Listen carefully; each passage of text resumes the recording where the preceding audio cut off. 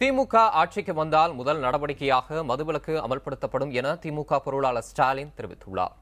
திமுக சார்பில் மதுவுக்கு எதிராக சோழிங்கநல்லூர் பகுதியில் நடைபெற்ற போராட்டத்தில் பேசியபோது ஸ்டாலின் இதனை தெரிவித்தார்.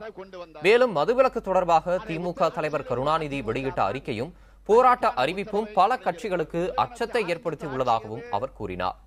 திமுக ஆட்சி காலத்தில் 179 டாஸ்மாக் கடைகள் அகற்றப்பட்டதாகவும் 1300 மதுபான பார்கள் மூடப்பட்டதாகவும் ஸ்டாலின் தெரிவித்தார்.